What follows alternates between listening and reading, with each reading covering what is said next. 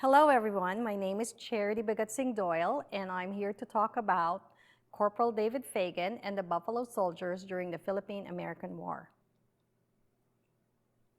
The Spanish-American War was an 1898 conflict between the United States and Spain. Spain ceded its long-standing colony of the Philippines to the United States in the Treaty of Paris in February 4, 1899. This triggered the Philippine-American War that lasted from February 4, 1899 to July 2, 1902. While the Filipino nationalists viewed the conflict as a continuation of the struggle for independence with the Philippine Revolution, the United States government regarded this as an insurrection. The war was officially ended on July 2, 1902, with a victory for the United States. There was a lot of casualties involved during the Philippine-American War from February 4, 1899 to July 4, 1902. On the Filipino side, 20,000 soldiers were killed in action along with 200,000 civilians. From the American side, 4,390 died, 1,053 were killed in action, while 3,337 were related to other deaths. The legendary exploits of the Buffalo Soldiers are well known among historians and the African American community, but the general public has heard little of their role in U.S. history. Even less is known about the role of the black troops in the Philippine War of Independence. The so-called Buffalo Soldiers, made up of African American Army units, were organized in 1866. They were led by white officers because it was believed that blacks were not capable of leadership positions. In the Spanish-American War of 1898, black troops distinguished themselves in Cuba, taking part in the infamous charge up San Juan Hill that also included future President Teddy Roosevelt and the Rough Riders. It was erroneously assumed that the black soldiers would be more resistant to the tropical diseases which they would encounter. By 1899, 18 black soldiers had been awarded the Medal of Honor, the nation's highest awards for bravery and gallantry above and beyond the call of duty. During the 1899-1902 Filipino-American War, the United States Army dispatched 4 black regiments to the Philippines. Some sources indicate that 7,000 black soldiers served in this conflict. Here, the black soldiers found themselves in the position of fighting against oppressed islanders who were seeking independence from foreign rule. Perhaps the reason that the Buffalo Soldiers' time in the Philippines is not so well recorded in U.S. history is because of the relatively high number of desertions, which may besmudge the Buffalo Soldiers' heralded exploits. Best estimates put the number of desertions of black soldiers to number 15 to 30. Within the black community in the United States, there was considerable opposition to intervention in the Philippines. Beringer writes about the black infantryman, William Fulbright, in a 1901 letter to the editor of the Indianapolis newspaper, summarizing the conflict. The struggle of the islands has been naught but a gigantic scheme of robbery and oppression. The Filipino situation created among blacks in the United States a militant opposition to the war. Henry M. Turner, the senior bishop of the African Methodist Episcopal Church, called the war an unholy war of conquest. M.W. Sandler, one of the members of the 25th Infantry, cites, "We are now arrayed to meet a common foe, men of our own hue and color. Whether it is right to reduce these people into submission is not a question for a soldier to decide. Our oaths of allegiance know neither race, color, or nation. Another soldier writes in 1899, "Our racial sympathies would naturally be with the Filipinos. They are fighting manfully for what they conceive to be their best interests. But we cannot, for the sake of sentiment, turn our backs upon our country." Another black infantryman described the duty with resignation. "We're only regulars, and black ones at that. And I expect that when the Philippine question is settled, they'll detail us to a garrison in the islands, and most of us will find our graves here."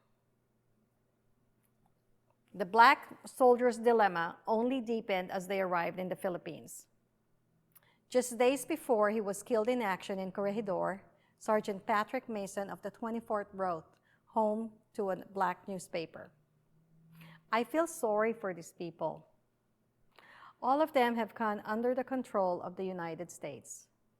The first thing in the morning is nigger. The last thing at night is nigger.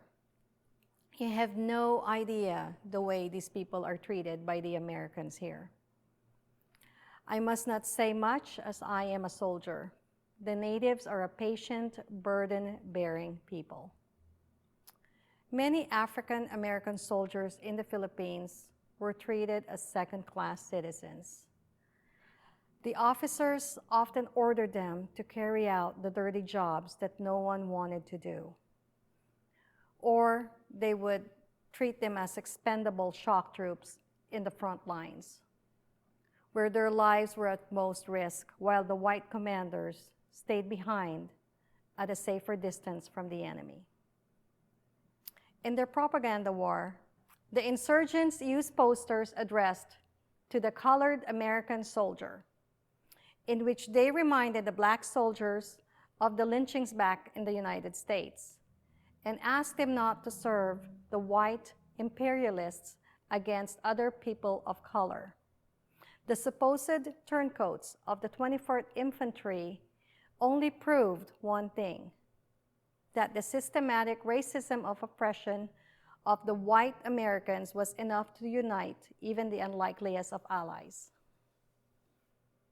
So the Filipinos subjected black soldiers to psychological warfare.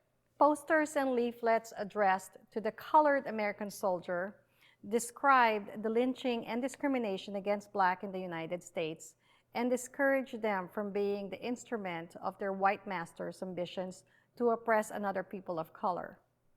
Blacks who deserted to the Filipino nationalist cause would be welcomed and were treated as equals. On November 17, Company 1 packed up for a new post in Cabanatuan. Using the confusion of the move as cover, Fagan gathered as many pistols as he could safely conceal and calmly walked out of the barracks. He had somehow sent word to the guerrillas a few days before. A saddled horse was waiting for him. Fagan's escape was effortless. He rode into the jungles towards the headquarters of the rebels in the densely foliaged slopes of Mount Arayat to his new life as an insurrecto.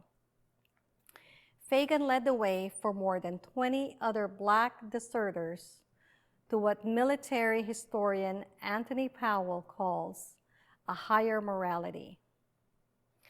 About 12 of them joined Fagan in active service with the Filipinos, an unprecedented episode in black military history. It was the first time that a large number of black soldiers defected to the other side. Fagan fought like a wildcat. As a first lieutenant in the Brigada Lacuna, the famed battalion under the command of General Urbano Lacuna. His first year with the Filipino forces went by largely unrecorded until September 6, 1900, when he was promoted to captain. Journalists in the Philippines and the United States became fascinated with the mysterious rebel leader. In a New York Times headline story on October 29, 1900, they described Fagan as a cunning and highly skilled guerrilla officer who harassed and evaded large conventional American units. There were 8 reported incidents of Fagan-led operations the most infamous or famous of which was during a raid of a supply barge on the Pampanga River.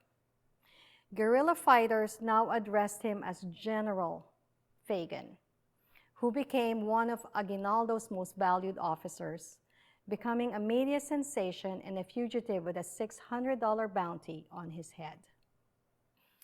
Fagan enjoyed a good time. He was a master of stud poker, having regularly relieved his fellow soldiers of several $100s on payday. He was fond of carousels, played the guitar, and lived in camp with his Filipino wife. He was often amusing and voluble, supremely confident, and a natural leader. The other defectors were also reported to have strengthened the Filipino cause as marksmanship instructors. White officers warned of the added danger in confronting native riflemen trained by the black soldiers. The U.S. Army's famed guerrilla catcher, Colonel Frederick Funston, became obsessed with the capture of the renegade and decried a missed opportunity.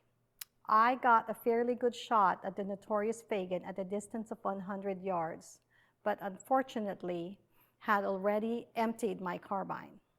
This wretched man had on 2 occasions written with the impudent and badly spelled letters. Fagan is entitled to the same treatment as a mad dog." Funston captured Aguinaldo instead through an elaborate ploy on March 23rd. 2 weeks later, the Filipino leader swore allegiance to the United States and ordered the forces to surrender immediately in Nueva Ecija. General Lacuna and other guerrilla leaders obeyed their leader. Lacuna, however, refused to surrender Fagan and came down from the hills with his officers after releasing the American from his command. Funston now embarked on an all-out hunt for the head of the American Negro. On the afternoon of December 6, 1901, it appeared that the wily Funston finally bagged his quarry. Anastasio Bartolome, a former guerrilla who now earned his living as a deer hunter, entered the army barracks of Bongabong, Nueva Ecija, under Lieutenant R.C. Corliss. He laid a canvas sack on the floor and recited certain events of the previous days, which the American officer recorded as an affidavit. The hunter claimed he was fishing with 2 companions on the Umiray River one morning when Fagan arrived with 2 Negrito friends and his native wife. He invited Fagan and his party to share a lunch of rice and fish. The affidavit reads, "While we were eating, Anastasio and his party suddenly turned on Fagan and his men with bolos. Fagan was mortally wounded and ran about 100 yards and dropped dead. The 2 Negritos escaped badly wounded. Fagan's wife ran for the ocean, jumped in, and drowned herself." Bartolome said he buried Fagan's body on the riverbank after cutting off his head. He opened his sack to reveal the evidence, a badly decomposed head with Negroid characteristics. As further proof, Bartolome submitted a worn photograph of Urbano Lacuna found in Fagan's breast pocket and Lieutenant Alsetter's West Point class ring. The U.S. Army closed the book on Private David Fagan. The official military file on Fagan's death was titled "The Supposed Killing of David Fagan." It seems the American officers who had received the mutilated, decomposed head was not convinced, but had ended the manhunt anyway. While this has remained the official account, historians Michael Robinson and David Schubert published in 1974 an article questioning its veracity. In a war where every dime, nickel, and mule was meticulously accounted for by the United States Army, there remains no record of a $600 bounty awarded to Bartolome. The historians also discovered several credible reported sightings of Fagan by Army soldiers months after his reported demise. Could the deer hunter's account have been a well-conceived plot, hatched by Lacuna and Bartolome to keep the black defector alive. Could he have lived in the jungles of Luzon, free from Jim Crow and Frederick Funston, long after the cessation of hostilities? As for the rest of Fagan's comrades, who remained loyal to the American flag, more than 1,000 opted to stay and remain in the islands. Upon their discharge at the war's official end on July 4, 1902, citing their racial affinity with the natives, many intermarried with Filipino women and settled all over central Luzon. They became clerks, teachers, small farmers, and store owners. To this day, it is unclear what exactly became of David Fagan. His life after the war continued to be as mysterious as his existence before it. But his actions are largely forgotten in the United States, but continue to be remembered in the Philippines as that of an African-American man who heroically cast his lot with the Filipino revolutionaries to resist the injustice of American imperial designs. This is what I think happened to David Fagan. In 1901, American forces captured key Filipino leaders, including Alejandrino and by March, Aguinaldo himself. Filipino leaders tried to secure amnesty for Fagan, but the Americans refused, insisting he would be court-martialed and most likely executed. Hearing of this, Fagan, who was now married to a Filipina, refused to surrender and sought refuge in the mountains of Nueva Ecija in central Luzon. I would speculate that the Filipino comrades of Fagan chose to hide him in plain sight in Manila, where there were no wanted, dead, or alive posters. And it was common to see soldiers, the 600 homicides, and Americans from all walks of life arriving in the capital state. By the time the Americans took over in 1898, Malacañang Palace was a rambling Spanish colonial period complex of building. It was built of wood with sliding capiz windows, patios, and azoteas. The American governors general abandoned the plan to reconstruct the old palacio at Intramuros. Instead, they continued to improve and enlarge Malacañang Palace, buying up more land, reclaiming more of the Pasig River, raising it to the ground level to keep it above flood waters, changing wood to concrete, and beautifying the interiors with hardwood paneling and magnificent chandeliers. Fagan's comrades chose to exploit the Filipinos' belief in the Kapre, a Philippine mythical creature described as a black, tall, hairy male who always smokes a big tobacco pipe.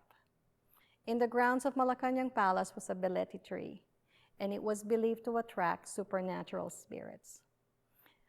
I would believe that they encouraged Fagan to climb the beleti tree at night and smoke cigars to scare the natives away. Fagan's ghost, also known as Mr. Brown, can still be strongly felt under the beleti tree. He is a benevolent ghost who is helpful in finding lost things but also mischievous, and is known to play pranks on palace officials and guests. Sometimes you could see smoke wafting from the tree. The tree, according to historians, has stood witness to the unfolding of the country's history from the Spanish-American War and the American occupation. And President Aquino has officially proclaimed the aforementioned beleti tree as a heritage tree.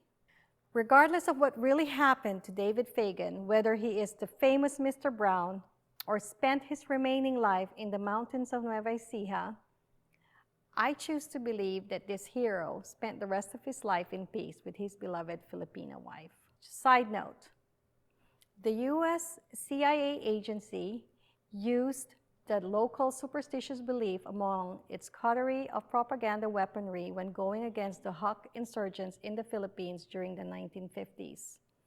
And it was this type of operation that they used as a weapon in the Philippines, using none other than the mythical aswang, a vampire-like creature of Philippine folklore against the people. In Philippine folklore, the kapre is a creature that could be characterized as a tree giant. It is tall, 7 to 9 feet in height, big, black, terrifying, hairy, muscular creature. Its presence is known by the strong smell of tobacco cigars. Although harmless unless provoked, they are known to be pranksters, but seeing one is enough to make even the bravest of us run for his or her life. I was inspired by this theory that David Fagan is the famous Mr. Brown who made his presence known during the American occupation in early 1902. His death was faked in early December 1901. I would surmise that his comrades used a combination of psychological and cultural tactics to hide him in plain sight, close to the palace grounds. The Philippine cigar industry was evolving and catering to American tastes. Fagan was a veteran soldier from Cuba, where he picked up a thing or two about the art of fine cigars. I was inspired by the theory that David Fagan is the famous Mr. Brown who made his presence known during the American occupation in early 1902. His death was faked in early December 1901.